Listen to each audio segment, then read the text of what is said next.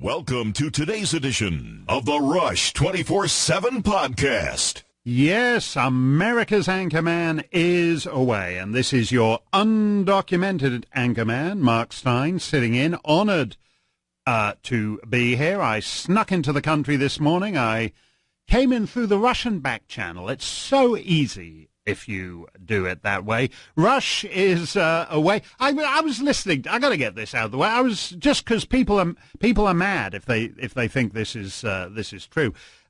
Rush yesterday said he was absolutely gagging to be here. He was longing to be here, but that the powers that be had already booked the guest host, so that he couldn't pull out. He couldn't pull back in. He couldn't come in and guest host for the pre-scheduled guest host. That is not true. It's not this, and people got the wrong impression of this. They thought it means that if there's a guest host scheduled and Rush comes in the building, he's intercepted in the lobby, and they say, "Please, sir, don't make us call security," and Rush has to go away again. If Rush wanted to be here, he would be here, but he has business and he cannot be here. And it's nothing to do with pre-scheduling the guest host and not wanting to kick him out at the last minute, because it's going to be 3 years in binding arbitration to settle the guest host's breach of contract suit. None of that is true. Don't worry about that. Rush will return, but in the meantime, I am thrilled and honored to be here on an exciting day at 3 p.m. Eastern Time, 12 noon Pacific. President Trump is going to announce his decision on the Paris Climate Accord, and for God's sake, I hope we pull out. This is not a difficult call, and it should be very, very easy for the president to make this one. He was rightly contemptuous of it all the way along the campaign trail. It is a ridiculous thing.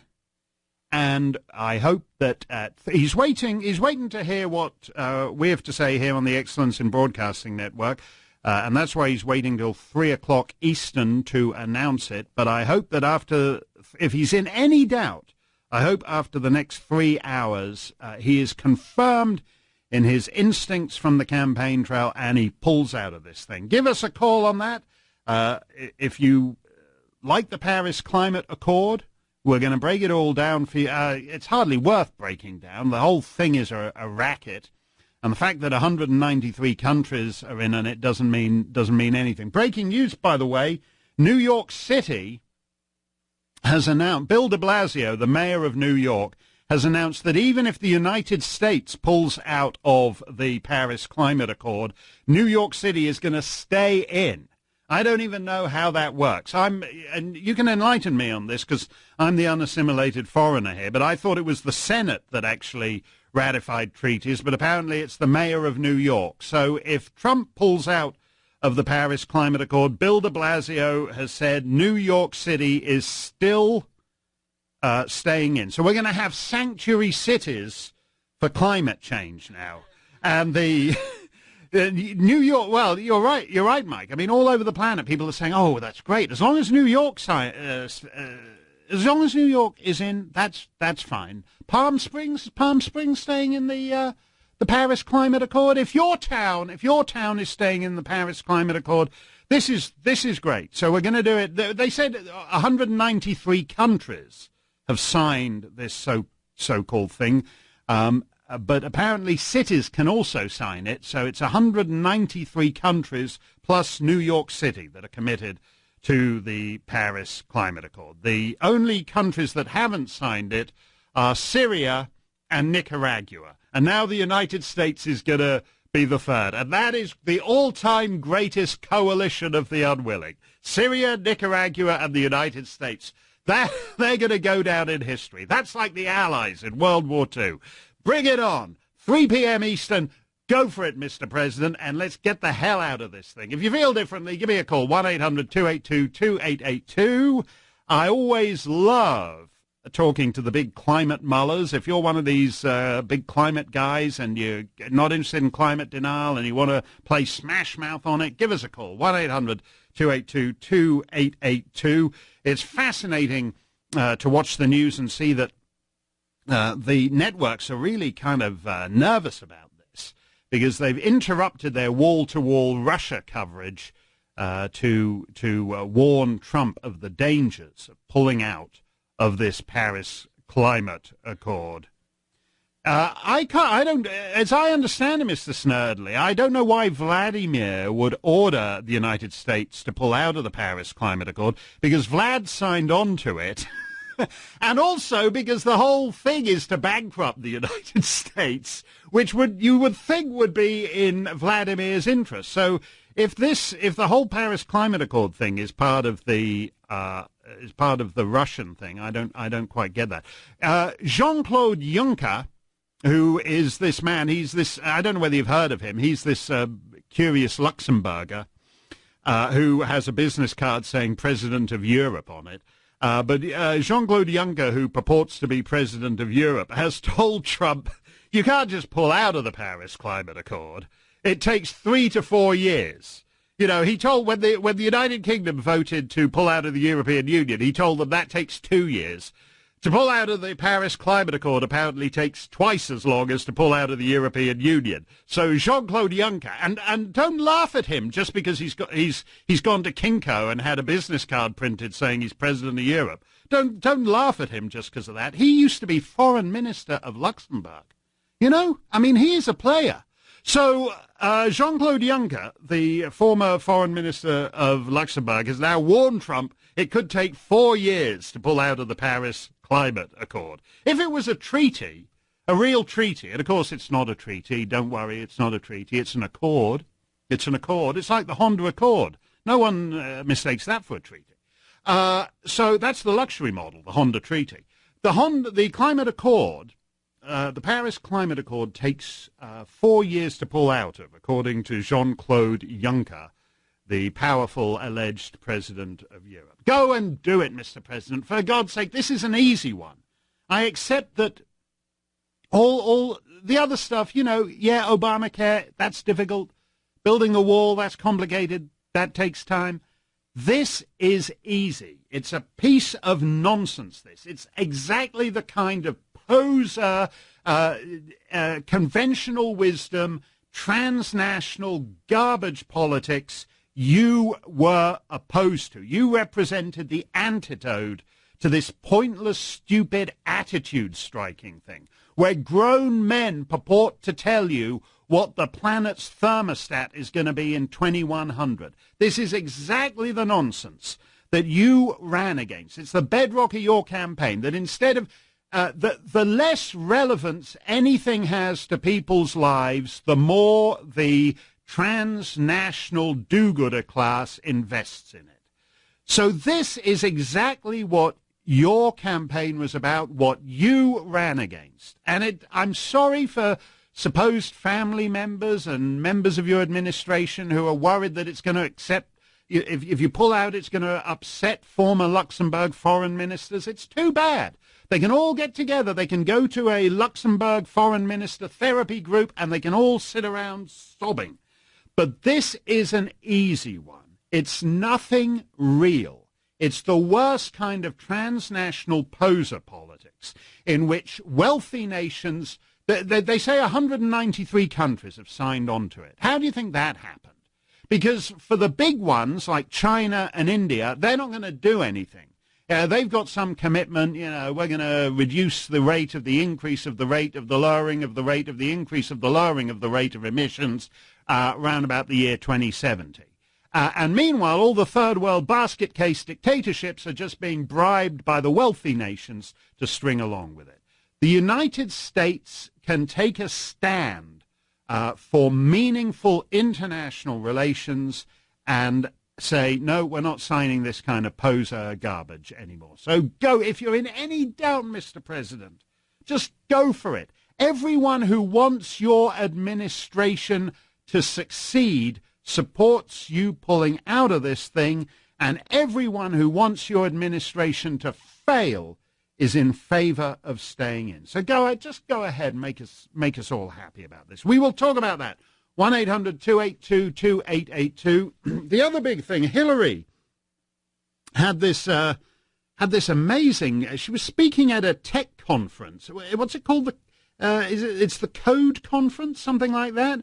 out on the West Coast. It's a big tech conference. Why you would ask Hillary to speak at a tech conference, I have no idea, because Hillary is so low tech that she, by her own admission, she wipes her server with a cloth. So you would not think that anything she has to say would be of interest to a tech conference. But in fact, she was at this tech conference yesterday, and she unburdened herself of all the excuses. The reasons she lost, the excuses have got longer and longer and longer. And they still don't include her. But she blamed the Russians. She blamed the misogyny of the American people. She blamed Wisconsin's voter ID laws. She blamed the DNC, who are apparently broke and have a lousy data mining operation. And my personal favorite, Hillary Clinton blamed content farms in Macedonia. And I'd never actually heard any American politician blame their electoral defeat before on content farms in Macedonia. As it happens, my grandfather used to be a content farmer in Macedonia. He came from a long line of Macedonian content farmers. And then one day he got on the boat to Ellis Island, and he opened the first Macedonian deli on the Lower East Side. And then that's how we came to North America. And but I won't forget that growing up as a child. My grandfather would like to sit on the porch, and he'd get out his gadulka, and he'd play the old Macedonian content farming songs.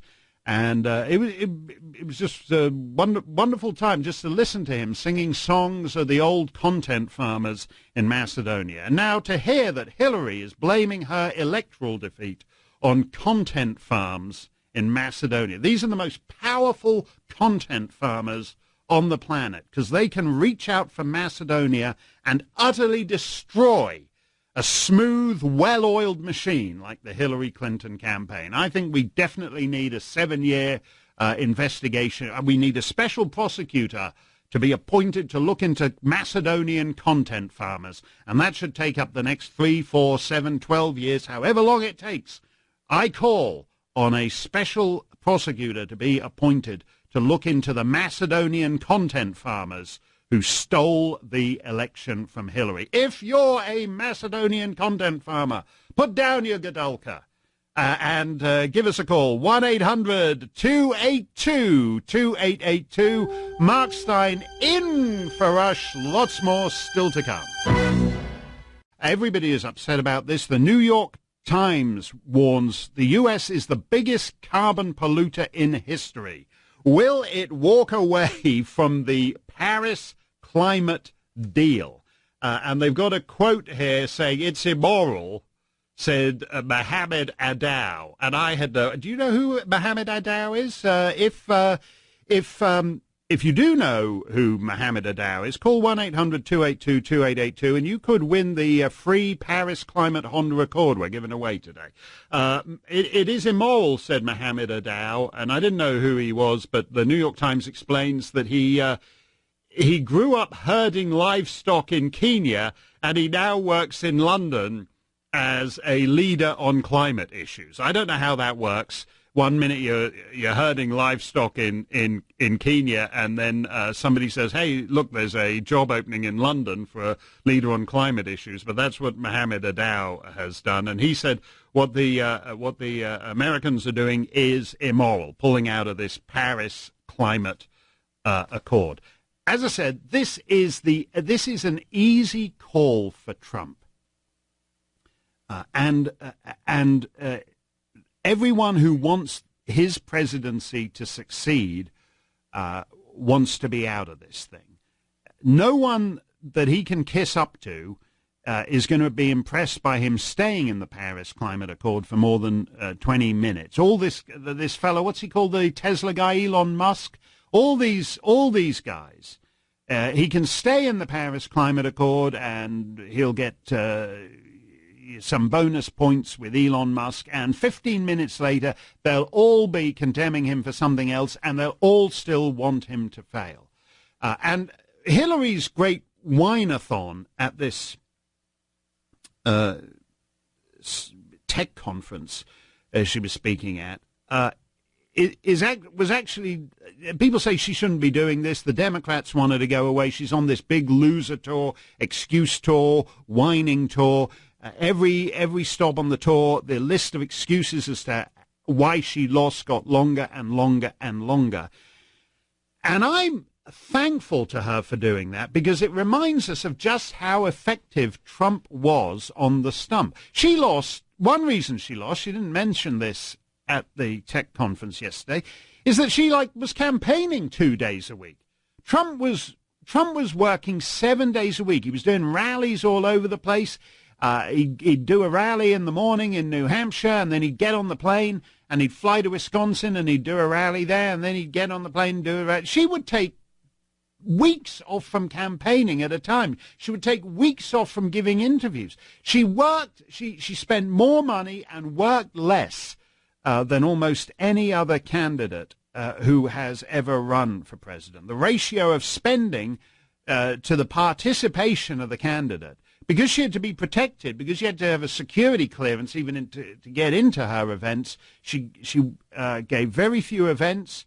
When she did them, she was with big stars like Beyonce, things that cost a fortune, require massive organization. If it's a choice between, if you're thinking of running for president and you're thinking of getting a lot of big shot celebrities like Beyonce, or you're thinking of getting a lot of, 3 or 4 content farmers from Macedonia, as she's now complaining about, go with the content farmers from Macedonia. That's the way to win an American election. Anyway, I love listening to her whining, because it, as I said, it reminds everybody of how effective Trump was on the campaign.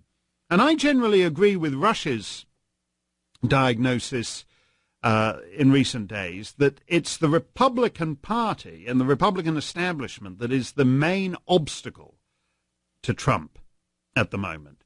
The Democrats and the left are irrelevant. They're just going around, they're holding up severed heads of Trump, and they're threatening to impeach him and all the rest of it. But they're basically irrelevant. They're just driving themselves into an ever more fevered corner where they're all swinging around their severed Trump heads and thinking it's kind of great and edgy and cool and talking about impeachment. But they're irrelevant. The practical obstacle to advancing his agenda right now comes from the so-called Republican, so-called mainstream. And that's why it's good to be reminded by Hillary of just how great he was on the stump. When he worked harder, and he was effective because of his instincts. And his instincts on the Paris Climate Accord are right. It's a joke. It's an expensive joke. It's a racket. And there is nothing for the United States in going along with it. This is an easy call, and I hope that at 3 p.m. Eastern, seconds after this show ends, he walks out in Washington, D.C., and he announces that the United States is through with this one-man accord that Barack Obama negotiated with 193 other countries. Let's get out of it. Yes, Rush is away, but don't worry. He is going to return. If you miss him, you have no need to be discombobulated by sinister foreign guest hosts. If you go to rushlimbaugh.com and become a Rush 24/7 subscriber, better yet, take out the full package and subscribe not just to Rush 24/7, but also to the Limbaugh letter, which comes in the mail every month. And I'm looking at the brand new June issue because we got terrible mail service in my remote coin. The dog sled only gets through once every 10 days. And so I've still got the May issue, which had a terrific interview between Rush and Tucker Carlson. And I was handed the June issue when I walked in here today. And it's got Rush on the cover with the big question, and Rush leaning against a huge giant question mark. Why are the losers still running the show? And it's just It's what Russia's been talking about the last couple of days. But somewhere toward the back of the magazine, page 13, he's got, "Why should anyone vote Republican?" He's got this killer quote from Senator Cornyn of Texas. "We can't pass anything without Democrats." Doesn't matter, folks. We were told, first of all, we've got to get the House, right? Then we got to get the Senate. And okay, we got the House, we can't do anything. We got the House and the Senate, we can't do anything. So we got to get the White House. We got the House, the Senate. We got the White House. We still can't do anything. We got to get the Supreme Court. We got the Supreme Court judge. We got the new judge guy there. We got the House. We got the Senate. We got the presidency. We got the Supreme Court. We still can't do anything. We still need Democrats. Why are the losers still running the show? The big question. The big question, and that's in the Limbaugh letter, this brand new June edition. If you don't subscribe to the Limbaugh letter, you are missing out. Go to rushlimbaugh.com, and if you do, by the way, they've made some changes, and I can't handle change anymore. I've reached that stage in life. I just can't. Yeah, I used to talk about I'd say I'm a foreign exchange student at the Limbaugh Institute for the Advanced Conservative Studies.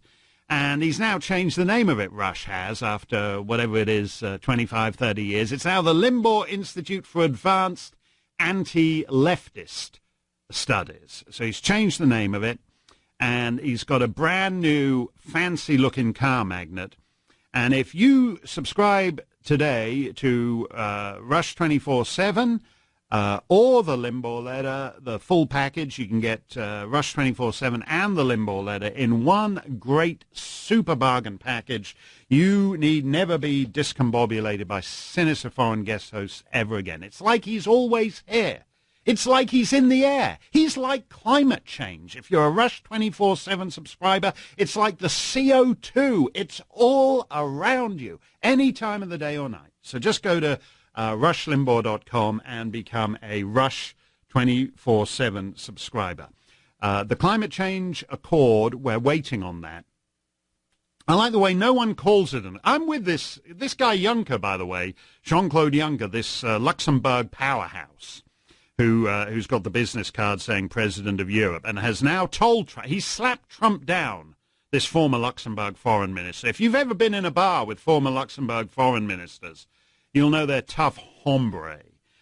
This former Luxembourg foreign minister, Jean-Claude Juncker, he slapped Trump around and said, "Listen, you weenie, you think you can just pull out of this Paris Climate Accord? It's going to take you 4 years to get out of it. It's going to be your successor who's actually getting out of it by the time he's out of it."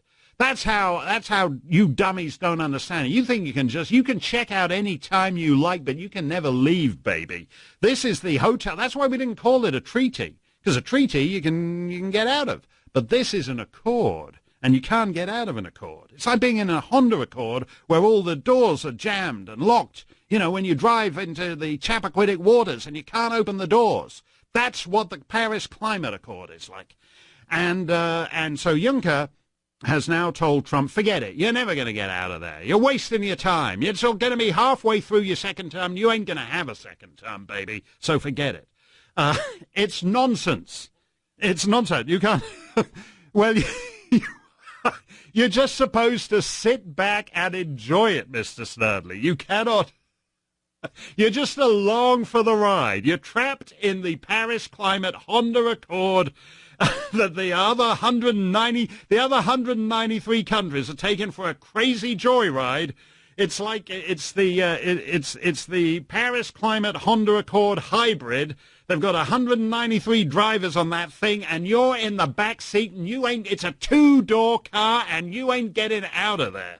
And that's no doesn't mean no. This is that's what I love about it. For a start, they keep saying I love the way the talking points now. It's like everybody's reading off the same prompter. Oh, there's 193 countries in this accord, and the only two who aren't are Syria and Nicaragua. And Syria is only in it. It wasn't in it because they're in the middle of a civil war. So the department that signs the Paris Climate Accord got droned either by us or by the Russians, and so there was nobody there in the rubble to sign it.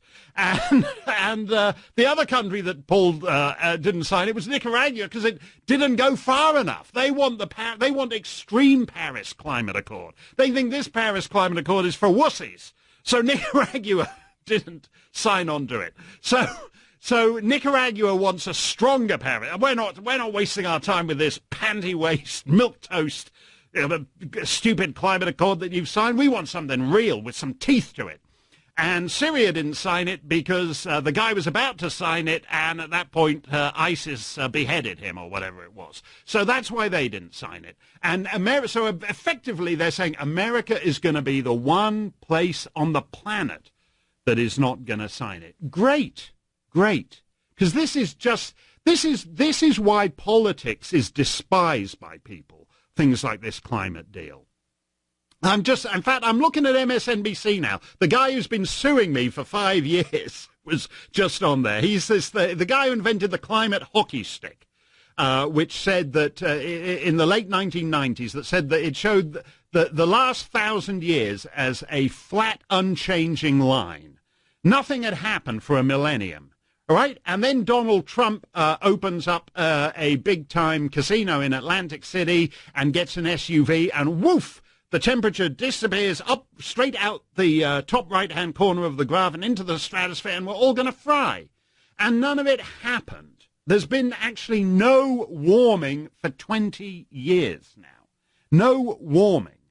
But nevertheless, these guys say, well, we're very concerned about sea levels in the Maldives in the year 2100. And if you say to them, well, right now we've got, people are going to Ariana Grande concerts and getting blown up. Could you do something about that? Oh, no, that would be absurd. We can't do anything about that.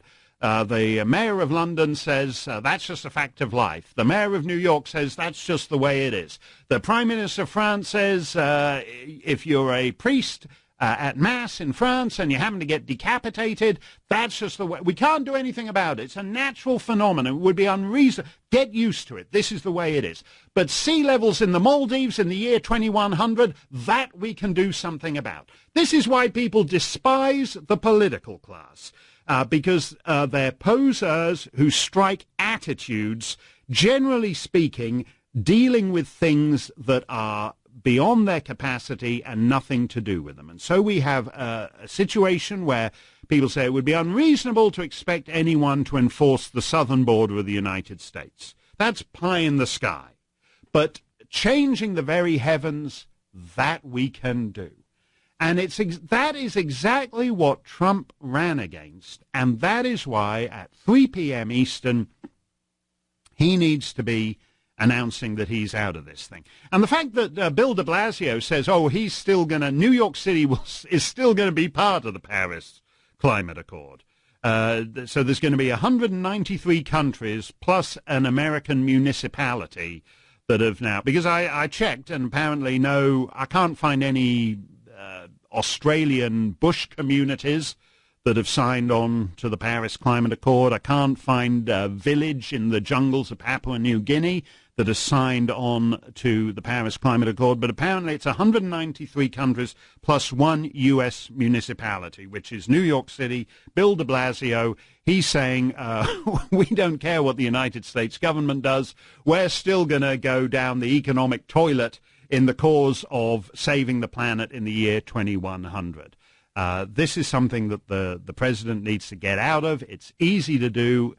You would hearten and enthuse those who believe in modesty and sanity in the goals of flesh and blood politicians.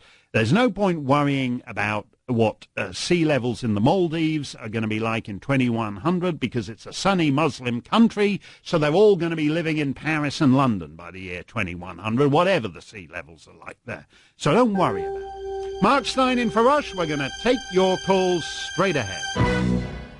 Mark Stein in for Rush. As you know, Hillary Clinton blamed her election loss on content farms in Macedonia. If you are a Macedonian content farmer, and we all love the traditional Macedonian content farming, it's a great. I certainly hope that's protected in the Paris Climate Accord, because I'm concerned that rising temperatures could jeopardize some of these beautiful old content farms they have in Macedonia. So if you're a Macedonian content farmer, give us a call, 1-800-282-2882.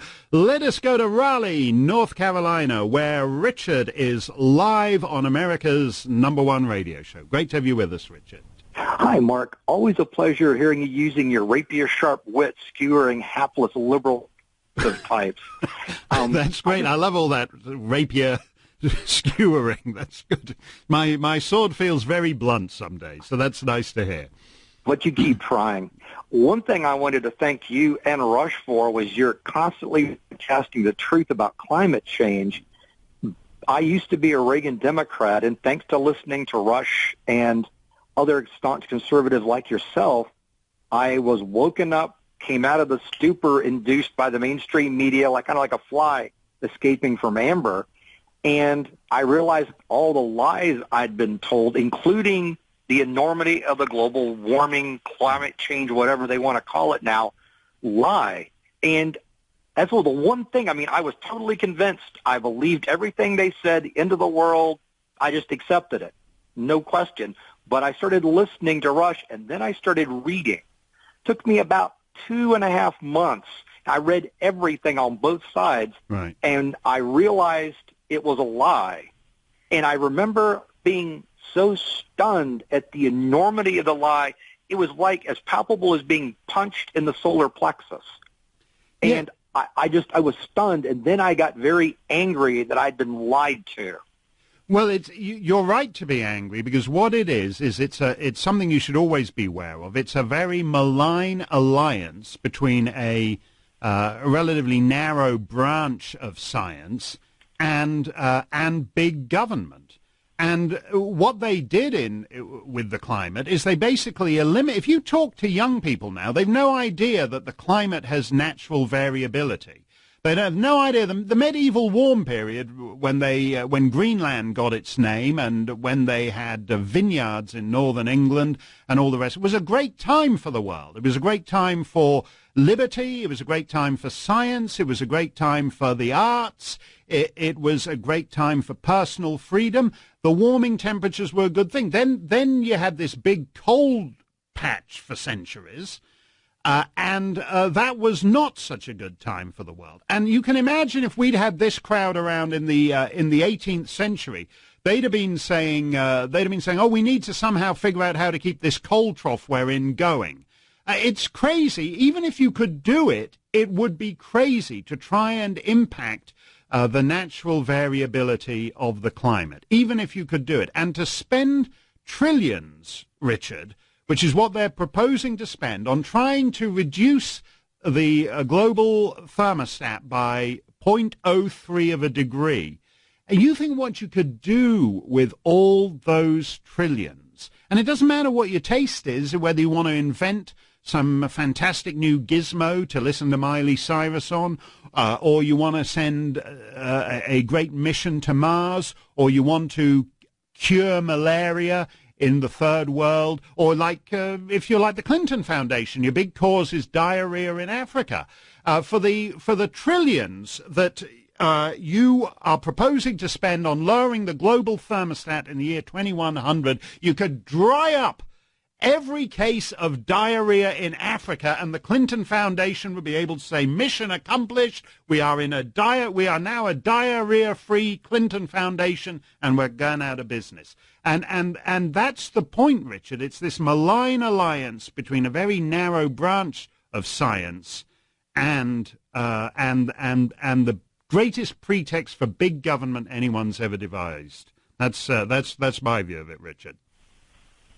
Yes, sir. I agree completely. And I just wanted to thank you also for, I know you've paid a heavy price for taking a personal stand for truth and freedom. And I just wanted to thank you. And I'm sure there are thousands of people out there you've enlightened as well. I just know the Michael Mann hockey stick thing is just awful. No, that's true. But we will, if we have to go to the Supreme Court of the United States, which I must say, I never expected would be words that would pass my mouth. I thought that was like content farms in Macedonia. I thought it was a phrase that most people have no use for, but it looks like this thing might go all the way to the Supreme Court, and if it does, we will eventually win that thing. Because the point to bear in mind about this is it's the greatest pretext for big government that has ever been devised. That's why 193 countries have signed on to it. Because whatever kind of big government you're in favor of, doesn't matter whether you're like Obama and the European Union, where you like this kind of hyper micro-regulated kind of big government where there's a bazillion and one regulations for every aspect of life, or you're just some one-man psycho state like North Korea, which has signed on to the Paris Climate Accord, or you're just your average rinky-dink banana republic where you're like the police chief in reflector shades and you're this week's president for life. The climate is the perfect cover for big government that's ever been devised. At their Monday night poker game in hell, Hitler, Stalin, and Mao must be sitting around thinking, oh, it's about the future of all our children. Why the hell didn't we think of that? What is brilliant? We'd still be in power if we'd thought about that. It's basically a sentimentalized totalitarianism, and it's got no, and this idea that it's non-binding is hilarious. It's apparently a non-binding treaty, but Jean-Claude Juncker says it takes 4 years to pull out of it. That's how non-binding it is. Mark Stein for Rush, more to come. From Politico, could the Russia investigation reveal Trump's tax returns? The plot thickens, folks. He's apparently been hiding his tax returns in the back channel. But the Russia investigation is on top of it. They're going to get into the back channel and they're going to extract his tax returns. We'll see him at last.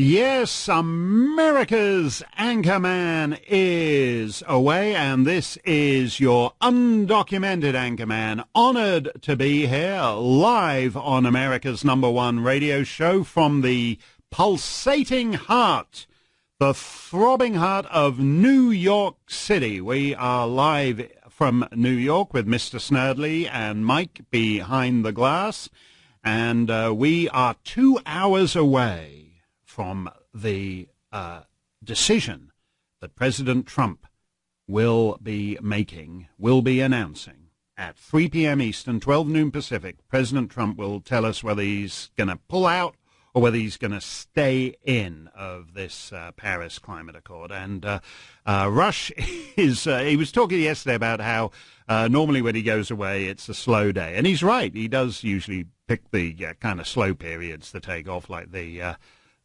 Boxing Day and post-Boxing Day, Bank Holiday Thursday and all the rest of it. But he is actually offered a critical time.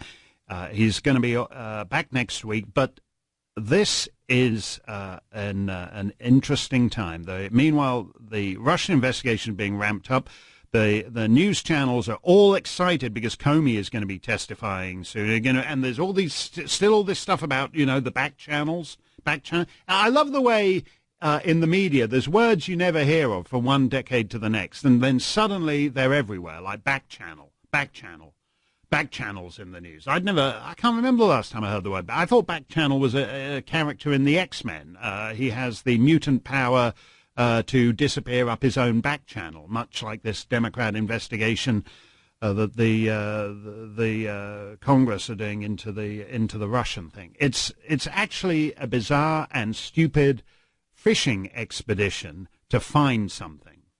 It's as everyone says, it's basically not Watergate, it's Whatevergate. But that it'll be like Scooter Libby. If they interview enough people, if they investigate enough people, because this is how it works when the FBI are involved. That if the FBI interview, I actually had an FBI special agent telling me on an unrelated matter. For one reason or another, I found myself sitting in a room with an FBI agent not so long ago.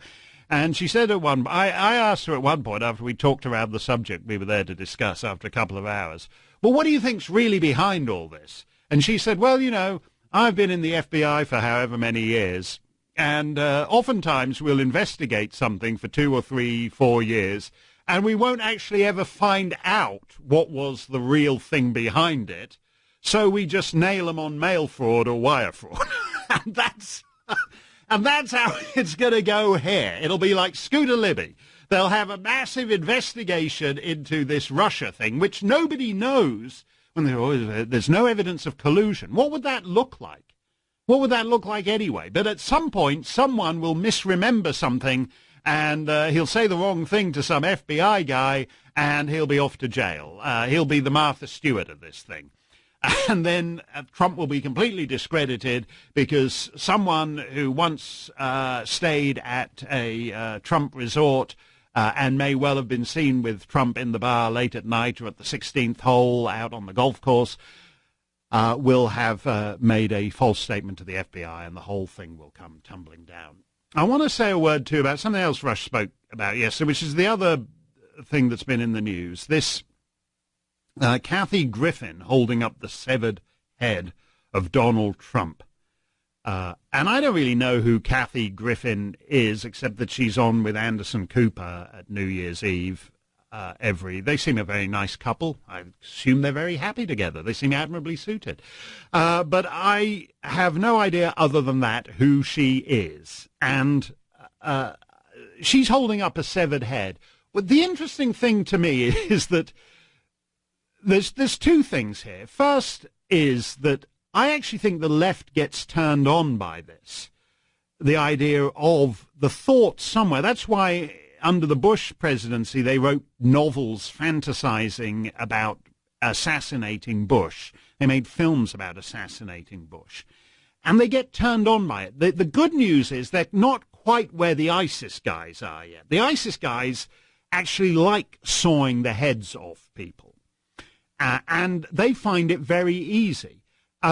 James Mitchell I interviewed James Mitchell, who's the guy who waterboarded Khalid Sheikh Mohammed a few months ago. He's basically, as he will tell you rather ruefully, America's torturer. He's the waterboard guy. He's basically a psychologist who developed means of getting information out of terrorists.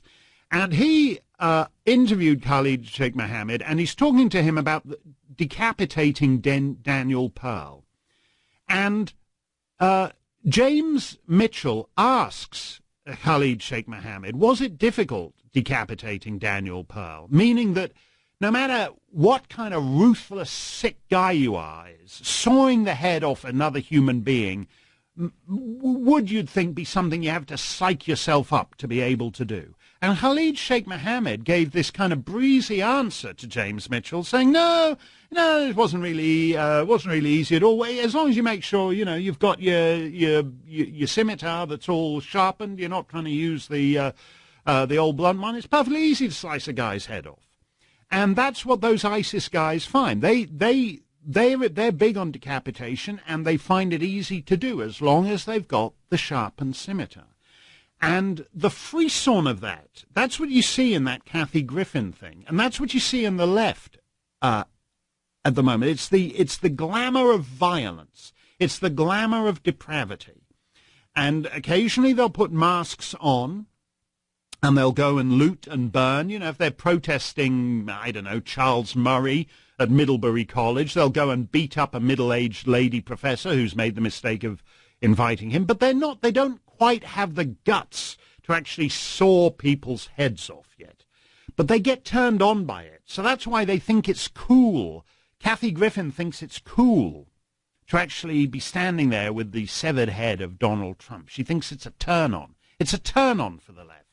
And in a sense, they're pathetic. I mean, say what you like about these ISIS guys, but when ISIS recruits on social media and they get these misfits sitting in basements all over America and Canada and Britain and Europe who think, wow, I'd like to saw guys' heads off, and they go off and join ISIS, at least they actually saw the heads off. It's not like an artistic statement. It's not something edgy that's just disconnected from what it means to really do that. And so in a sense, that image exemplifies the emptiness of the left, that everything is an attitude. And that's bad in and of itself, because when you're holding up the severed head of Donald Trump, you're basically, the way the left is always accusing the right of otherizing people. If someone says something, if Donald Trump says something about Muslims, they're saying, oh, well, it's the right's fear of the other. They're otherizing him. It's this leftist social justice thing they do. Oh, they're otherizing the transgendered. They're otherizing gays. They're otherizing Muslims. That's what Kathy Griffin is doing there. She's dehumanizing not only Trump, but people who support Trump.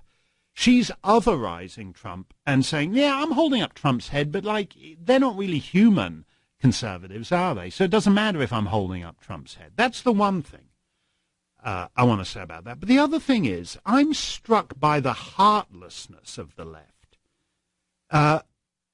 People are actually being decapitated around the world right now. So it's not some wacky thing that doesn't happen in reality. Actual people have their heads sawn off. And for the most part, when it comes to Westerners who get their heads sawn off, they're not right-wing people. They're not conservative people. For the most part, they're actually on the same side as Kathy Griffin and the left. In my state, New Hampshire, there was a guy called James Foley who had his head sawed off by ISIS. He was kidnapped by Raqqa, and they sawed the guy's head off on camera. And James Foley was a journalist. And he wasn't a journalist who writes right-wing columns saying we need to do something about Islamic terrorism. He was someone who was interested in the stories of these people. He was out traveling around in that part of the world because he was connected to them through our common humanity. And that's why he was there. Same with Daniel Pearl in Pakistan. Daniel Pearl wasn't someone who was in any sense right-wing. Daniel Pearl was there because he wanted to hear the stories of these people so that, as was said at the time, that he could get their story out. And these guys capture these people. As I said, they're not right-wing in any sense at all, and they saw their heads off. And these are the people, James Foley and Daniel Pearl, who would be, if they were still around and they were still living in the United States, they would be looking at Kathy Griffin, they would be looking at Amy Schumer, they would be looking at Katy Perry. They would be on that side. They're not people who listen to Rush. They're not people who watch Fox News. They're not right-wing in any sense. They're on Kathy Griffin's side. And they got their heads sawn off. And as I said, this happened to this guy, James Foley, in my state. It's a small state. And he was from an old New Hampshire family. I happen to have a slight connection with his uncle, of all people. And you wouldn't think that if you were an old New Hampshire family in the year 2017, in the second decade of the 21st century, you would have to worry about your family members having their heads decapitated, about being decapitated. You wouldn't think that this would be happening actually in Western cities. A few months ago, last summer, I went to the funeral at Rouen Cathedral in France of Père Hamel, the Catholic priest who was decapitated during Mass. I spoke to some of the nuns who'd witnessed this. Drummer Rigby, the British soldier who was decapitated in Woolwich in broad daylight on the streets of London. These are real people in the second decade of the 21st century, citizens of Western nations who were decapitated. As I said, I'm not someone who seeks out people who knew people who had their heads sawn off, but I just happened one minute I'm talking to some nuns, and they see their priest getting his head sawn off, and then you happen to be in New Hampshire, and there's a guy there who had his head sawn off by ISIS. None of this is real to Kathy Griffin. She doesn't think this is a thing. She doesn't seem to realize that real heads of real American liberal progressives are being sawn off. She doesn't seem aware of it. It's just a joke. It's a fashion statement. Donald Trump's severed head is an accessory to her. And this is bizarre to me, but it's revealing about the heartlessness of the left. That if you do happen to be on a do-gooder mission in Pakistan or out in Syria, and you happen to fall into the hands of ISIS or the Taliban or Boko Haram or whoever the hell it is, and you do happen to find yourself there, held prisoner for a while before they actually decide, well, the guy who makes our snuff videos is here now, and he's ready to film you getting your head sawn off.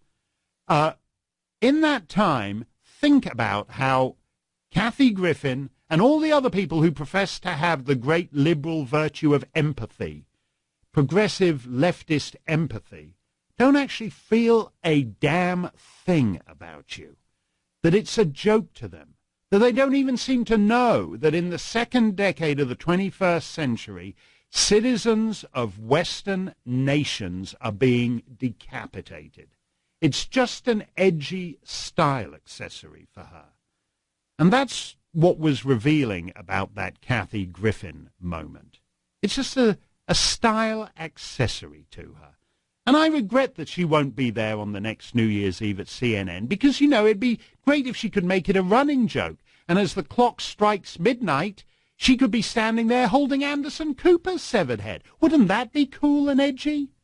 They don't care. And it's revealing. If you do happen to make the mistake of going to Raqqa to hear the exciting stories of your fellow man and why they're upset about American foreign policy, and if instead they take you prisoner and they saw your head off, remember that. In the end, the left doesn't care about you, Kathy Griffin doesn't care about you, and your severed head is just a style accessory to them. Mark Stein for Rush. We'll take your calls straight ahead. Let's go to Michael in Jerseyville, Illinois. Michael, you're live on the Rush Limbaugh Show. Great to have you. Good afternoon, Mark. How are you? I'm doing good. What's on your mind today? Well, I'm thrilled to talk to you, but I just wanted to call in and say that I just don't think there's a better time to be a conservative in America than right now.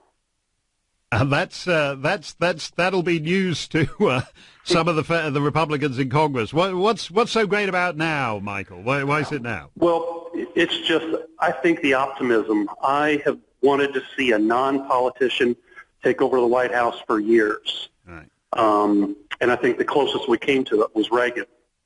Right. And just to hear him say the things that he's saying and do the things that he's doing, and to see him being attacked by Republicans and Democrats alike, to me that tells me we're on the right track.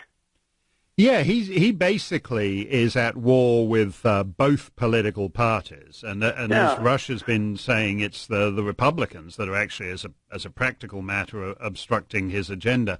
But you're right that what was fun on the campaign trail is that he just said what we all know people say when they get together, and they just let their instincts take hold.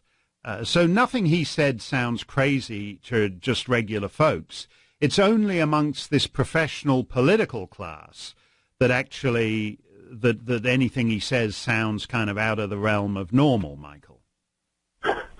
Well, I think a lot of things that he was saying just impressed me, and it was just the fact that it was what America wants, right? And it wasn't what the normal, establishment would tell us, what they thought we wanted to hear. And what makes me so happy to be a conservative today is when I look at some of these so-called liberals on you name the channel. I mean, and I don't mean to sound so insulting, but just the stupidity, the level of stupidity. I mean, do they think that the normal liberal Democrat is that stupid? I mean, I have Democrat friends. They're smart people. And certainly conservatives, Trump talks to us like we're smart. He knows who we are. Right.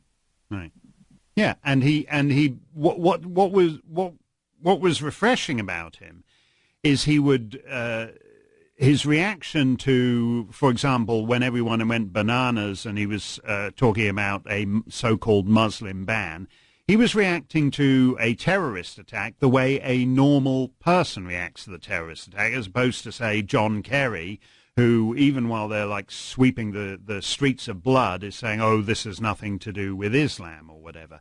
In other words, Trump's instincts are actually closer to where the public conversation is on these topics, Michael. That's what's actually that was actually what was refreshing on the campaign trail. And I want to pick this up in a couple of minutes, because there's actually a story in Politico that I think illustrates perfectly the difference between where normal human discourse is on these subjects and actually the way politicians cover them. It's a headline out of Politico today: GOP budget woes leave lawmakers in the dark. And it's got this great opening sentence: the federal budget process is so broken that lawmakers are now preparing to write spending bills without even knowing how much total cash they've got to play with. In other words, they're budgeting blindfold. They have no idea. They're budgeting blind. Yes, Russia's out today. Hillary has been lengthening her excuses as to why she lost the election. She didn't really lose the election. It was stolen from her by, I think it's up to 24 different excuses she has now. Number 24 is content farms in Macedonia. And as I said, my grandfather was a Macedonian content farmer, and we often think about, gathering on the porch and recalling the old days on the Macedonian. He never thought that the old content farmers he left behind in Macedonia would one day steal the U.S. presidential election. They are gnarled, hard-working Macedonian peasants, and the way they were able to reach out and steal the election from a well-oiled machine headed by John Podesta is impressive. If you're a Macedonian content farmer and you want to blow the lid off that, you want to tell us how you did it, then call us on 1-800-282-2882. It works from Macedonia. Go on, try it. It's easy. You can do it. 1-800-282-2882. We love to hear from you, Macedonian content farmers. Put down your Godulka and give us a call. If you're wondering where Rush is and you're thinking Father's Day is coming up, and Rush normally has some great advice for holidays like that. You know as well as I do what is the perfect Father's Day gift. It's a manly gift for Father's Day. It is a man. I should try and get an octave and a half lower. It's a manly. It's a full Barry White manly gift for Father's Day.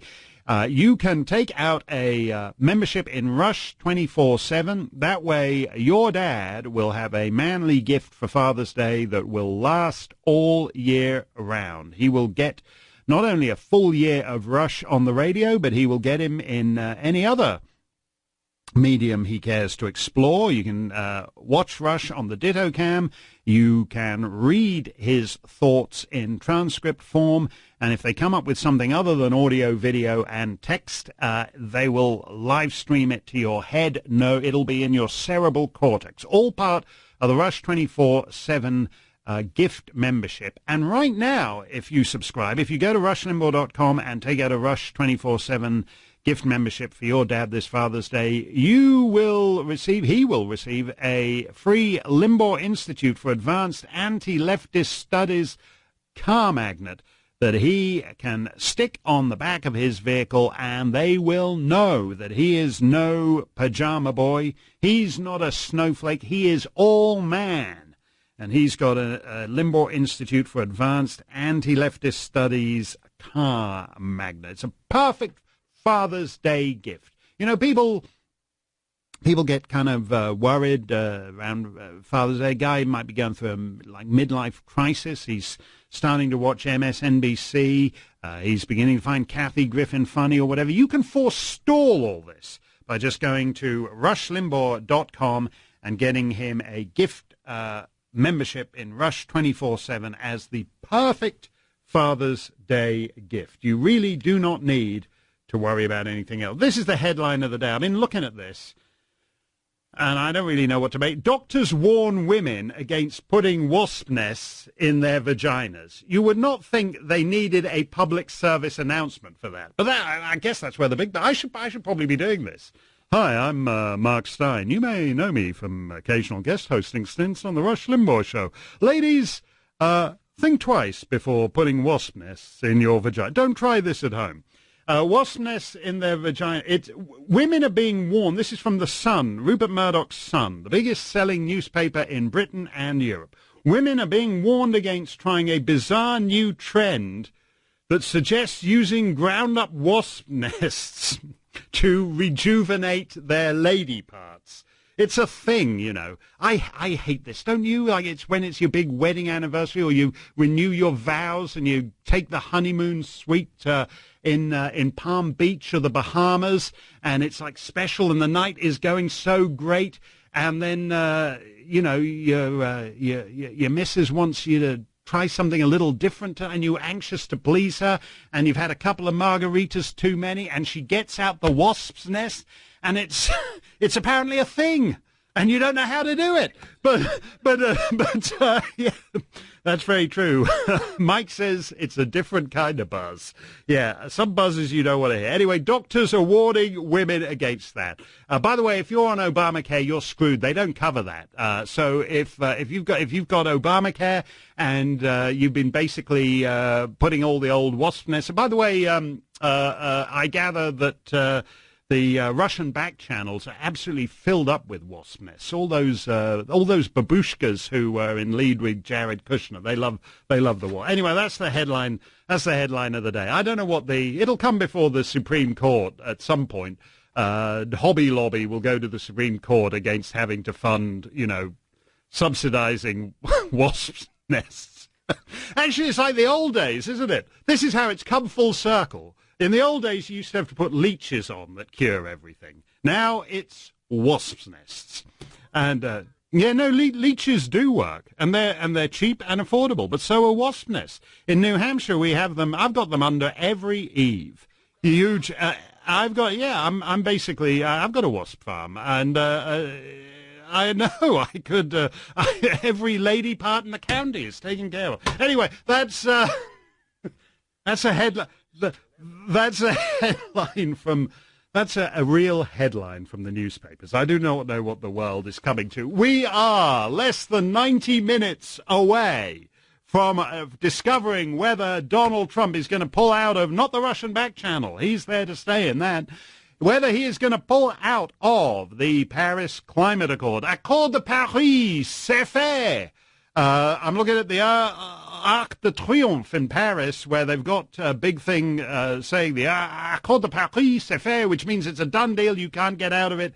The guy who has a business card saying President of Europe, Jean-Claude Juncker, has told Trump, and he slapped him around. He said, now listen to me, you wimp. You're not getting out of this deal. It's 4 years to get out of this deal. You think you can get out of this deal? Read the small print. You're stuck in this deal till 2021 at least, and by then you ain't even going to be president. So it's going to be President Joe Biden with his brand new super PAC who's going to be getting all the credit for getting out of that deal. You can't get out of the Paris Climate Accord in 4 years. We will find out whether Trump is the man we think he is, or whether he's going to take being slapped around by a former Luxembourg foreign minister in about an hour and 20 minutes. He's waiting for this show to go off the air. So if you think his spine needs stiffening, then give us a call and stiffen his spine. And if you are the kind of person who actually thinks this stupid climate accord is going to do anything for the climate, then give us a call, 1-800-282-2882, because I love hearing it does as much good for me as grabbing a couple of wasp nest and just shoving them up my shorts. It's just fantastic. I love to hear from liberals on this show, so give us a call, 1-800-282-2882. And what I love about this is that this is the only country on the planet that calls it the Paris Climate Accord. We've been told that there's 193 countries that have signed this thing. 192 of them call it the Paris Climate Treaty, because that's actually what it is. It's a treaty between foreign nations. And when foreign nations reach agreement on things, they have a treaty. But this is called a Paris Climate. Only in America is it called a Paris Climate Accord. And that's because Obama didn't dare take it to Congress, didn't take it to the United States Senate, who are supposed to ratify treaties, so it's an accord here. And that in itself tells you everything that's wrong with it. It's a treaty between foreign nations. If 193 foreign nations get together and agree on something, then that should be ratified by the United States Senate. And even if he didn't want to pull out of this thing, he could actually say, well, I disagree with Barack Obama going all George III on you and presuming that his word goes and nobody else matters, and he could just kick it into the United States Senate and invite them to take ownership of this thing. But no other country calls it the Paris Climate Accord. It's a treaty in France, it's a treaty in Slovenia, it's a treaty in Kazakhstan. If you're down on the old content farm in Macedonia, the Macedonian content farmers are saying, well, I think this Paris Climate Treaty will do wonders for content farming in Macedonia. That's why we need to support it. Yeah? And that's how everybody else on the planet calls it. It's a climate treaty. But here it's this phony baloney climate accord, and hopefully in an hour and a quarter, we will be out on this thing. We are on climate treaty deathbed watch. It's like a wasp's nest has been stuck up that thing, and it's going out of business. Mark Stein in for Rush. We'll take your calls straight ahead. Mark Stein for Rush. Let's go to Margaret in New York City. Margaret, you're live on America's #1 radio show. What's on your mind today? Hi, Margaret. I'm a genetically modified Macedonian content writer. Really? Yes, wow. And I work out of the soon-to-be Paris-accorded sanctuary city of New York. That's true. So you're a genetically modified Macedonian content farmer. Is that like the Rachel Dolezal of Macedonian Kind of content? like I'm Irish. Oh, yeah. Well, that's in the general area of Macedonia. Close enough. I was on the Irish-Macedonian border. Property value now that I'm living in a soon-to-be Paris-accorded sanctuary city. Yeah, you will have... When the rest of America goes to hell, you will have all the benefits of that Paris Climate Accord in Manhattan. You know, when the rest of America is broiling, it'll be 54 and cloudy on 6th Avenue. You'll have no problems with that. No problem with my real estate. But you're Irish by way of Macedonia, or are you Irish and just transitioning to Macedonian? Is that like I'm transitioning to Macedonian. Okay. Well, I think on this day we should, out of solidarity with Hillary, we should all transition to Macedonian. The Macedonians are getting a bum rap on this thing because Hillary is blaming them for stealing the election from her. Do you find you're a victim of Macedoniphobia these days? I think I want to walk outside with the hat that says "Make Macedonia Great Again." Yeah, let's. Well, they are great. They just stole they got their guy elected president. They stole the election for their guy. How great is that? Yeah, but Hillary's trying to make us look bad now. Yeah, no, that's true. I'm all for. And that was a bad rap she gave us yesterday. Yeah. Well, the next Macedonia. By the way, when is the Macedonian March down Fifth Avenue with Bill De Blasio, Macedonian National Day March, whatever it is, whoever the patron saint of Macedonia. He hasn't sent out that memo yet. Really? Well, I'm going to look at that parade because I'm happy to be. You know, I totally resent the Russians stealing the election. I'm with Hillary on that. I think it's outrageous. But the minute she said the Macedonians stole the election from her, I thought, well, God bless them. You know, they've had a tough break. They were part of the I can't remember. Wait a minute. They were part of the Ottoman Empire, and then they were part of Yugoslavia, and then when they tried to join the European Union, Greece, which has a province called Macedonia, refused to recognize Macedonia unless it had a name other than Macedonia. Which is, you know, imagine if you said that, if America said that to Canada, oh, you can join NAFTA, but we don't like this name Canada, you'll have to call yourself something else. That's what the European Union, so the Macedonians have had a bum rap, and now, God bless them, they've stolen a presidential election in the United States. And I think that's a real accomplishment, Margaret. Congratulations to you and your fellow Macedonians. Well, Mark, I have to say I actually feel like a victim now because Hillary lost and now I'm out of work. But actually you helped me because you brought up the I'm going to start raising wasps. I'm going to start a wasp farm and I'm going to get away from the Macedonian content farming. So now I'm going to go to wasp raising. You're going to switch from content farming to wasp farming. Okay.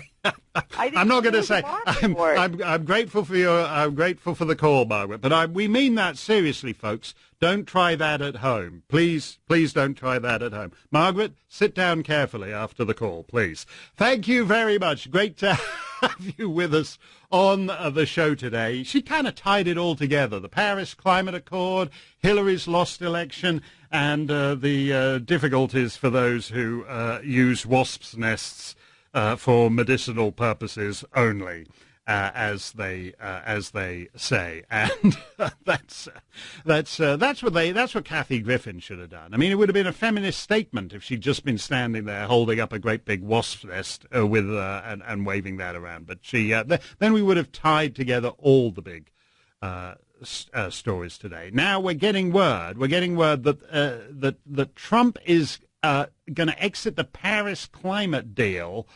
But there may be a few qualifications to that. It may be the old hokey pokey. May put his left foot in, his left foot out, in, out, shake it all about. And so we're getting a bit of the old little bit pregnant kind of vibe on this, that he'll be mostly out but a little bit in, or mostly in but a little bit out. So the plot thickens. But we are just over an hour away from finding out how that will go. He has said that he's hearing from a lot of people both ways on this. That has been Trump's position on this climate deal. I preferred it this time last year when he was just saying this thing is rubbish. And what was fascinating to me at the time was the amount of energy that people invested in it. President Hollande of France, if you recall that this thing happened after the big terrorist attack in France, and he said the biggest signal we can send to the terrorists is by coming together to sign this treaty. Oh, it's now gone up to 195 countries. I was wrong when I said it was only 193. There's 195 countries that have signed on to this thing. I don't know whether a couple more joined. Is the Cook Islands in? Oh, they're part of New Zealand. That doesn't count. Okay, is Tuvalu in on this? I don't know. Anyway, everyone's gone in on this thing.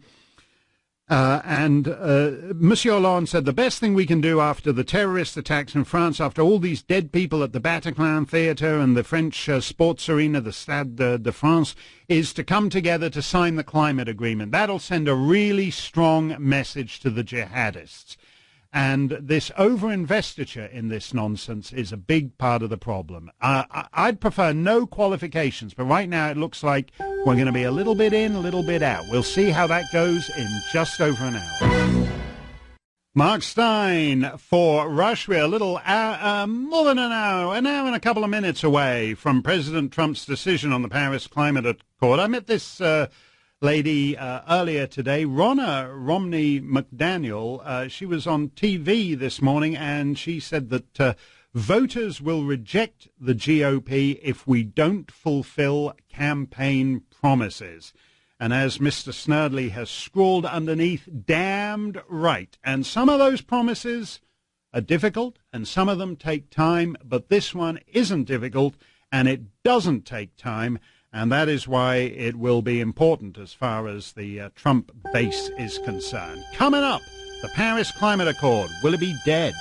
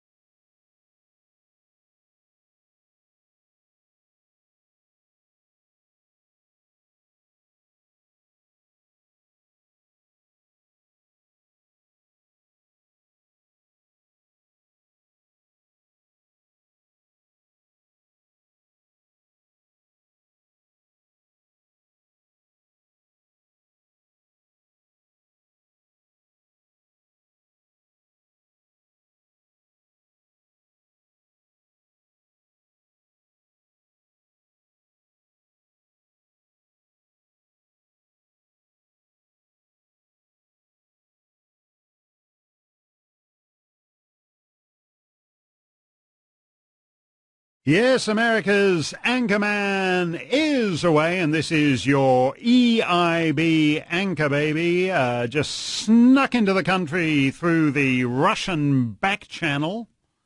It'll be years before anybody succeeds in closing off that route. I want to deny what Rush said yesterday, which is that he would be here today, except that Mr. Snerdley had already pre-scheduled the guest host, and so he was not allowed to come in and guest host for the pre-scheduled guest host. That is not, there's no truth to the rumor that I was here this morning and Rush came in and he had to be escorted from the building because he's supposed to be taking a day off. That's not true. Rush was just trying to get me into trouble. Rush will return next week.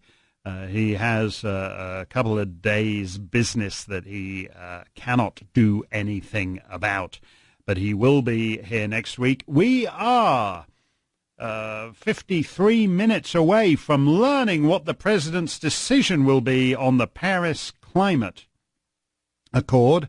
The question was whether he was going to stay in, whether he's going to pull out, and there is now talk that he's going to be in, out, shake it all about. That some of it we're going to keep and some of it we're going to leave. We will find out at 3 p.m. Eastern, 12 midday Pacific, when the president makes his decision, announces his decision on the Paris Climate Accord. Meanwhile, we are getting more and more into the weeds on this Russia investigation. Let me just say, first of all, there shouldn't be a Russia investigation. They've been doing this now since last summer. And I would be interested to know what actually started this investigation, because there is nothing to prevent an incoming government functionary a few weeks before he takes office reaching out and making contact with people in other countries. All the back channels is where diplomacy happens. Everyone says this about what the groupthink in media is incredible. Back channel is now suddenly a bad word. Back channel wasn't a bad word when Barack Obama was up his back channel with that Ayatollah over in Tehran cooking up the deal. That was all done through back channels, because if they'd been sitting down and doing it at press conferences, it wouldn't have gone anywhere. That was all. The back channels is where the Iran deal happened. But now back channels is a bad word, and so we have this stupid investigation. And it's the precise, there is actually nothing to justify this investigation. There is no there. And it's getting wider and wider and wider. My old friend Nigel Farage, the leader of UKIP, the guy who was responsible for Brexit, he's now been named a person of interest in the so-called Russia investigation. And his response ought to be, screw off out of here, you losers. For a start, he's not American, he's a British subject. And secondly, if he wants to meet with Russians and if he wants to tell Trump what some Russian guy said, why can't he? I don't even get this. Russia is a ramshackle great power, and it has its interests in the world, and sometimes its interests coincide with ours and sometimes they don't. But for example, it does less damage to the United States than, for example, Mexico does, which has sent, whatever it is now, 77% of its population across the Rio Grande.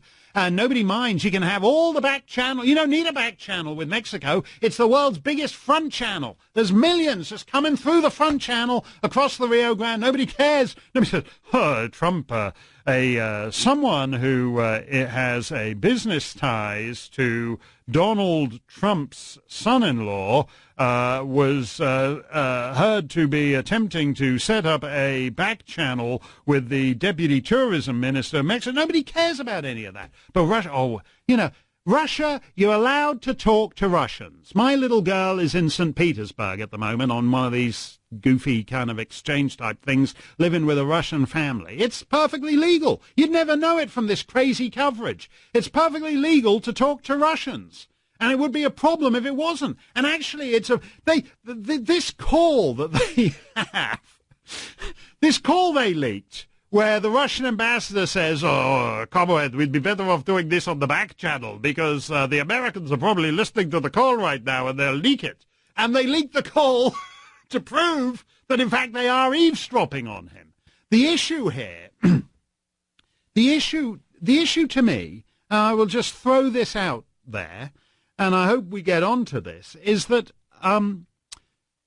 something very odd happened during the last election campaign, which is that the United States government actually began eavesdropping on the opposing party's election campaign. Now, we've heard Hillary complaining about these content farmers in Macedonia getting into John Podesta's emails, and yeah, it's difficult to do things, because these Macedonian content farmers, they're crazy guys. Once they get face down in the ouzo late at night and they think, let's hack into John Podesta's email, he's got that elaborate password called password, and they get in there. And you can't do anything about Macedonian content farmers, because the point is they're in Macedonia, so they're beyond your jurisdiction. But the United States government was devoting vast resources for the bulk of the presidential campaign to burrowing deep inside people connected with the candidate of the opposing party. Why? Why? That's what's interesting to me. Trey Gowdy's question to the guy Brennan, where he asked, Brennan was testifying, and Trey Gowdy asked, did any ambassador ask the question about seek to know the names of these people? And Brennan, there's a slightly curious look on his face, and he gives a slightly vague answer at that point. And we now learn that Samantha Power has been subpoenaed, along with Susan Rice, who's not going to testify. These are the people who Susan Rice asked for the unmasking of these names. Why? She's not an intelligence analyst. She's someone who receives intelligence briefings. She's not an investigator. She's not 007. She's not deep in the intelligence community trying to figure out what's going on the other side of the planet, who's rappelling into the presidential palace late at night on the other side of the world. She's nothing to do with intelligence. Samantha Power is nothing to do with intelligence. Why are they seeking the unmasking of their political opponents? This is real banana republic stuff. The Russian thing is just a pretext. It's actually straight out of George Orwell in 1984, where they're always going, Oceania has always been at war with East Asia.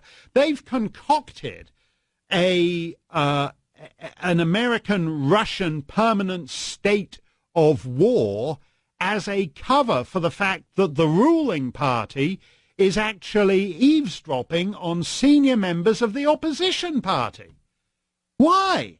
Why? What is the justification for that? It doesn't even matter if someone has business relations with them. You know, the Clinton Foundation has business relationships with all the sleaziest people on the planet, and I don't care. That's just the way it is. We were talking before the show started. We were talking in the control room about people here who's visited Russia, got children in Russia at the moment. And I was saying I'm horrified that if my daughter sends me an email saying she's marrying a Russian oligarch, anything worse than a Russian oligarch is one of these Kazakh oligarchs. The Kazakhs are in bed with the Clinton Foundation. The way the uranium all wound up in Russian hands was facilitated through a Canadian cutout to the Clinton Foundation. Nobody cares about that. Nobody's investigating it. I don't even care about it. The fact is there's sleazy business guys all over the planet, and if Bill Clinton wants to get in bed with Kazakh oligarchs, good luck to him. He's gotten to bed with all kinds of other people over the years, and if he has a good time getting in bed with Kazakh oligarchs, go for it. But this idea now that somehow if a guy is appointed deputy assistant under Secretary of State on November the 10th and December the 3rd, he's trying to have a private phone call with somebody in the Russian foreign ministry, that's somehow cause for the usual 7-year complete waste of time, money, no object, pointless federal investigation, is completely ridiculous. Back channel, all back channel means is We're not doing it at Radio City Music Hall, accompanied by full supporting orchestra and a kickline of Rockettes. We're having a private conversation. That's all back channel means. I'm watching. I arrived at in my hotel. I'm in New York City at the moment. I get into my hotel yesterday. I think I ought to find out what's going on in the world before I come and talk a lot of nonsense on the radio, sound like I don't know what's going on. I switch on the TV. It's on CNN. It's like another world there. It's like another planet. There's all these things that diplomats have done for centuries, right? Diplomats conduct. The point about diplomacy is you don't conduct it on Dancing with the Stars. It's supposed to be something you do discreetly, private contacts. Remember this guy Wilson? What was he called? James C. Wilson IV or whatever. This guy, he flew into Niger to investigate the yellow cake thing, and he had tea. He had tea in whatever the best hotel in Niger is. Anyway, it's probably very nice, actually. I don't want, if you're a Niger hotelier, I didn't mean to insult you. He has tea in Niger with his contacts. That all sounds a bit back-channel-y to me. That's what international relations are. You're doing it in the back channels until you decide it's ready to be moved up into the front channel. And this insane fever here, that if they just investigate.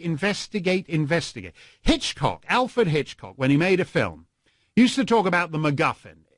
That's the thing, that's the pretext for the film. It's the secret formula, or it's the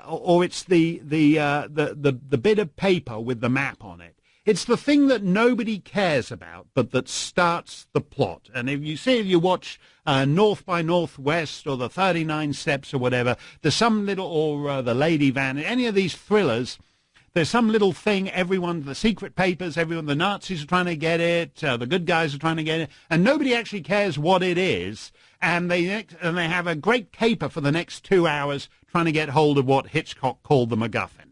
And Russia is the MacGuffin here. There actually is no MacGuffin. They're just chasing around.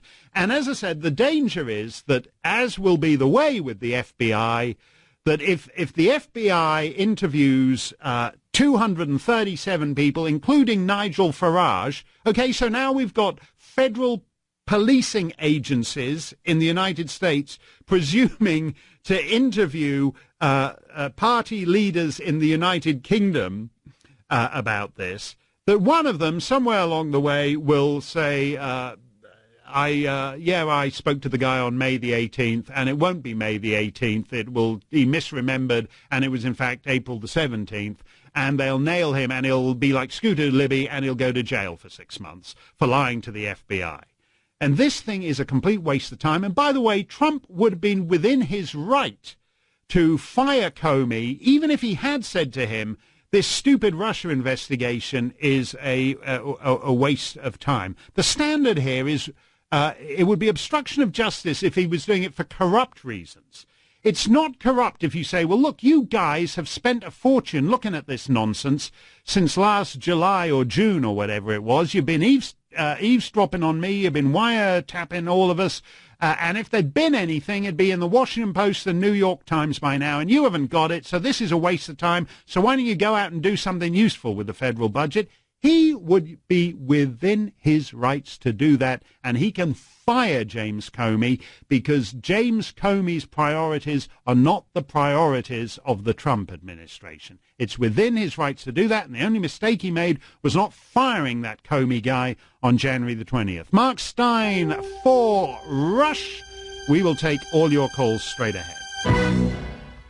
I want to say one more thing about this Mike Flynn business, because he's the one, that was a big thing for them when they took out Mike Flynn and as the so-called foreign agent in all this Russia thing. And it gets to the why it is there's no there, but you can always find a there. Because I found it, if you ask somebody, what did Mike Flynn actually do wrong? And just to be clear here, I've no use for Mike Flynn shilling for President Erdogan of Turkey, because I regard Erdogan of Turkey as actually a far greater menace to the civilized world than Putin is. So I got no interest in shills for Erdogan, and Mike Flynn was a little too cozy with the Turks and the Erdogan regime for my taste.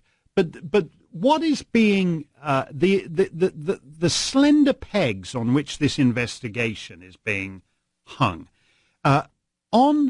Earlier this year, Flynn registered with the Justice Department as a foreign agent for what he'd been doing for the Turks, and so you're thinking then it's revealed he should have registered.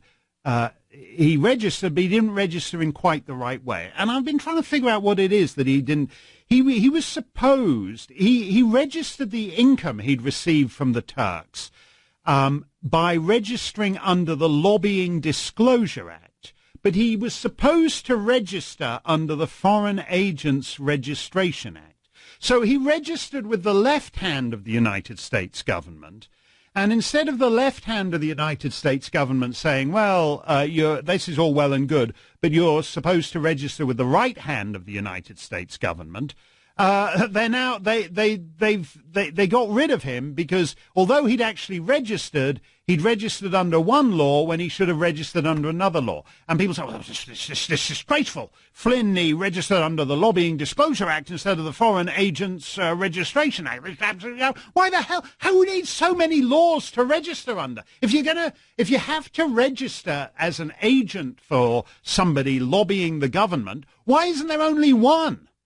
That way we would know whether somebody had registered or not registered, rather than, as in Flynn's case, he registered with the left hand of the government, but he didn't register with the right hand of the government. This is actually the problem. It's like when they talk about the intelligence community, there are 17 different intelligence agencies. We're told that all 17 intelligence agencies, including the Coast Guard's intelligence agency, are agreed that Trump was up to something. Why are there 17 intelligence agencies? This is the problem. Flynn registered with one branch of the government, and then they total him and take him out and whack him because he was supposed to register with an entirely different branch of the government. That's absolutely ridiculous. That's like, if you take out a subscription to Time Warner, and then Time Warner calls you back and said, oh, well, you took out a subscription to the wrong office, so your subscription doesn't count. This is actually the problem. This Byzantine bureaucratic morass that they're now mired in. We are apparently 27 minutes away from the great Satan pulling out of the Paris Climate Accord. Do you remember that campaign ad that the climate guys made a few years ago? They said every time you what is it? It's like it's a non-wonderful life, but every time you take a long-haul flight, a polar bear loses its wings. And they made this campaign ad about polar bears dropping from the sky and landing on car roofs I think it was filmed in Chicago. Well, if you're in Chicago, stay inside. The polar bears are going to be dropping out of the skies. He's going to announce 26 minutes, apparently. He's pulling out of the Paris Climate Accord. The polar bears are going to be dropping from the skies. The polar ice caps are about to melt. If you saw that film The Day After Tomorrow, where they're all sitting around in the New York City Library burning the books to keep warm because New York has been flash frozen. I come off the air here in New York in about 25 minutes. I'm going to try to get to the city limits by about 3:15 Eastern, because the polar ice caps will have melted and New York will be flash frozen. If you're listening to us in the Maldives, get out of there. There won't be a Maldives. You'll all be underwater tomorrow. Get the hell out of there now. You're a sunny Muslim. You should be living in Brussels or Paris or London. I didn't even know they had Muslims in the Maldives. Why aren't you in Western Europe like all the other Muslims? This is get the hell out of there now. You're going to be underwater. You're going to be completely underwater. Trump in about 25 minutes, this is like the scene You know, it's like the last 20 minutes of a Bond film where they're all running around in the in the cat suits, and Bond is looking for the big off button for the laser that zaps the world. Trump is going to fry the planet in 25 minutes. And if you're the climatological version of James Bond, if you're Al Gore, you should be in Trump's volcano now looking for the off button, because at the top of the hour, he's going to fry the planet. He's going to pull out of the Paris Climate Accord, and it's all over. We're going to broil. We're going to burn up, except for New York City, which will be flash frozen. There will be no more polar bears. The glaciers are all going to melt. All those Himalayan glaciers are going to, it's coming up to 3 p.m. Eastern. Do you know where your glaciers are? If they're in the Himalayas, they're gone, baby. They're gone. They're out of, Everest. All you need to forget about Everest. You can stroll up there in your T-shirt and shorts. You won't need to be bothered by Yetis. There'll be no abominable snowmen. The abominable snowmen will all be in a retirement condo in Florida. It's over. The planet is over. 23 minutes from now, President Trump is finally going to do it. Top of the world, Ma. He's going to blow this sucker. It's going down. It's counting down now. 23 minutes to go. And they're awaiting President Trump's decision on the Paris Climate Accord. They're all gathered there out in the garden in the White House. Run for your lives, you fools! Don't you know the whole powder keg's about to go up? It's all gone. Anyway, I feel very sorry for our listeners in the Maldives, our Maldives affiliate. The transmitter is going to be underwater in about 27 minutes. He's going to finally finally fry the planet in 22 minutes from now. Head for the hills. You probably think that it's not worth taking out a Rush 24/7 subscription, because you won't live long enough to get your full year's value of it by the time the planet is gone. What's the point of taking a Rush 24/7 subscription? Well, look, you're going to be living in a bunker. The United States is going to be frozen solid from here to the Mexican border when the ice caps melt, and you'll just be doing a bit of foraging, bit of ice fishing. And won't it be nice? You got long, boring days ahead of you, sitting in your ice fishing hut, hole in the ice, waiting for a nibble with 300 million people who all got to the 2 last fish before you. Won't it be nice on a hellish day like that to be able to listen to Rush 24/7, which means what it says. If you go to rushlimbaugh.com and you take out a Rush 24/7 subscription, you get Rush 24 hours a day, 7 days a week. And he's probably in on this whole Fry the Planet scam. So he's going to have the out. Wherever they are, they'll be in some lair in the volcano, just like the Bond villain. There'll be like 27 of them who've all survived while you're ice fishing. And so he'll still be able to do his show. And so you will get your full value from your Rush 24/7 subscription. All you got to do is go to rushlimbaugh.com, take out a Rush 24/7 subscription, and you will have a grand old time, whatever the climate does. There's no better way to get through the coming apocalypse than to have a Rush 24/7 subscription. Let's go to Doug in Grand Rapids, Michigan. No matter how grand those rapids are now, after Trump's announcement, they're going to be killer rapids. Doug, it's great to have you on the show. Great to have you with us. Hi, Mark. How are you today? Glad to talk to you. Good. I'm doing good. What's on your mind, Doug? Well, I was listening earlier, and you were talking about that Kathy Griffin thing, and oh yeah, there's a lot of people in that minority suffering from TBS. What's TBS? Trump derangement syndrome. Oh, TDS. Oh, right. Okay, I thought TBS. I thought. Yeah. Oh, sorry. Yeah, that's Trump derangement syndrome. Yeah, that's true. That's true. A lot of that about. And I take it in a different light. I take it seriously because this is my president. This is my country. Right. And I think that these people are actually calling out for people to do harm to our president. No. And at that point, it becomes treason. Right. No, I think you're right. I think when she's holding up the severed head, it's not enough to say it's just edgy comedy or whatever. I think she actually, I said that. I think they actually like that. They like that. But it reminds me of a column that some guy wrote just before the 2004 election, when he was actually begging for somebody to assassinate George W. Bush. And it was interesting to me because he said whatever it was, where's Lee Harvey Oswald when you need him? Where's John Wilkes Booth when you need him?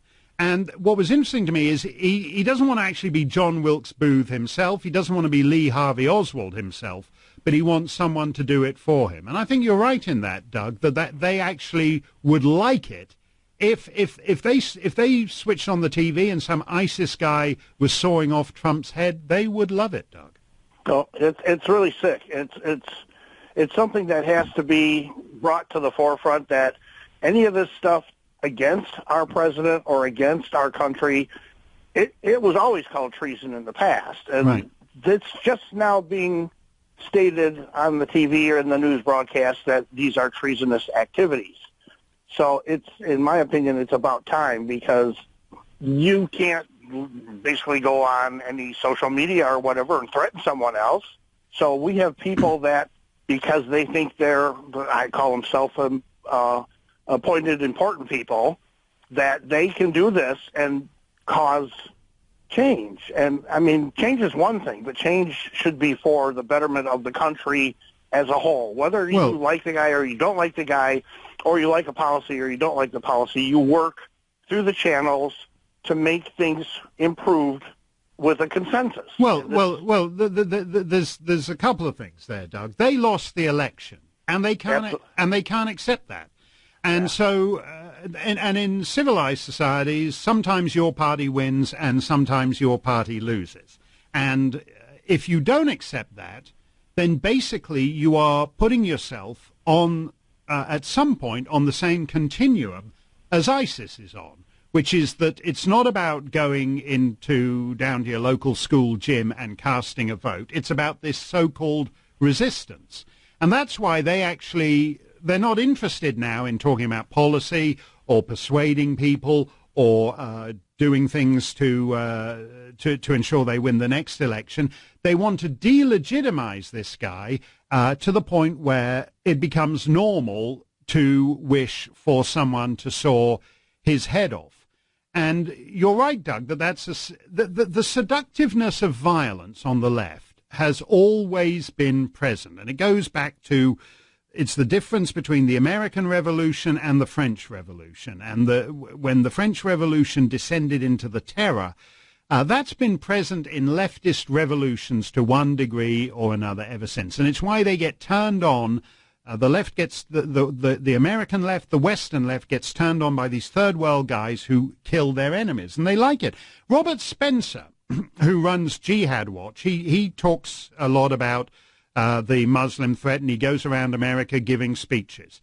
And he went to Iceland to give a speech in Reykjavik a couple of weeks ago, and some social justice warrior slipped a combination of Ritalin and ecstasy, the drug ecstasy, into his drink while he was in a restaurant in Reykjavik after the speech, and he wound up in hospital. They tried to kill him.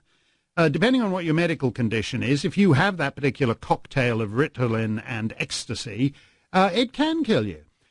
They poisoned him. In other words, this is a guy, he can't argue against what Robert Spencer was saying about the jihadists. He thinks it's easier just to kill him. And so they're actually on the same continuum now as the Charlie Hebdo guys. That the seductiveness of violence on the left, and they're not quite there yet. So when Kathy Griffin is standing there holding up the severed head, it's not like the ISIS severed heads. Every time an ISIS guy holds up a severed head, there's another 47 losers all over the planet who say, wow, I'd like to join ISIS and saw people's heads off too. They're not quite there yet. but they're on the same continuum, which is that they're bored with electoral politics and the swings and roundabouts and the pendulum of electoral politics, and they basically now, they've disputed every single election, presidential election this century that they've lost. Bush wasn't legitimate. The Supreme Court selected him as president in 2000. 2004, something funny went on in Ohio and denied John Kerry the presidency. And now, this time round, it's the Russians. There's something wrong with you. When you dispute every election you lose, you're not just the sore loser. You're actually undermining the possibility of multi-party politics. You're actually undermining the idea that people should have a choice and that choice should determine the election result. And that's what these guys are doing. And that's the meaning of the severed head. You know, in the end, it's tribal, and we want to reduce ourselves to the same degenerate state as the Boko Haram guys. That's the subtext of what Kathy Griffin. It's all photoshopped, and they've done their best to make her look good, but she's actually in Boko Haram territory there. Mark Stein for Rush. More straight ahead. Mark Stein in for Rush on the Excellence in Broadcasting Network. You know, I started this show pointing out that Hillary, among her 24 excuses now for why she lost the election, she blames it, among other things, on content farms in Macedonia. And I mentioned that I'm the grandson of a Macedonian content farmer who eventually got on the boat it's tough making a living in the content farming business in Macedonia, and eventually decided to get on the boat to Ellis Island, and here we are. And then we had Margaret, who was saying that she was Macedonian. She said she was getting out of the content farming business and was going into wasp farming. I had an email from Joanne who says, "Dear Mark, look up what content farmers are. It has nothing to do with agriculture." You begin to understand why the only jokes anybody gets now are when Kathy Griffin's waving a severed head around. It's like the only comedy that we can all share these days. Very odd to find that. We're only now 7.5 minutes away from Trump's decision on the climate pact, and Mr. Snerdley and I were talking about what the left is going to do. Because this isn't even one of these coalition of the willing things, like where they mocked it with George W. Bush. This is where there's 194 countries who have signed this thing, and there will be the United States, Syria, and Nicaragua who haven't. And Nicaragua is because the Paris Climate Accord isn't tough enough, and Syria, it's because the guy was about to sign it, and then they bombed and blew up the Syrian climate ministry in Aleppo or whatever the hell it was. So they didn't get a chance to sign it. So we ought to actually all come together for the sake of the Syrian global warming guy who never got to sign the thing. We're less than 7 minutes away, and they are going to go bananas if Trump pulls out at the top of the hour. And that's another reason to do it, because it's always worth doing things that drive your opponents nuts. And actually, that is how Trump won, and that is how he's at his most effective. We'll close things out in just a minute. The excitement is intense. Now, what was it Shakespeare said? Now is the winter of our content farm in Macedonia, whatever the first line of Richard III is. Now is the global climatological winter of the planet. It starts in about 2.5 minutes' time. They're all gathered outside at the White House. The podium is there. I understand the president is going to ritually slaughter the last polar bear on that podium as he pulls the lever, frying the planet, as he pulls out of the Paris Climate Accord. It all starts, it's hot, it's boiling, the polar ice caps are already melting in anticipation. We will break it all down for you on the radio tomorrow for Open Line Friday, the post-apocalyptic Paris Climate Accord edition of Open Line Friday. See you tomorrow.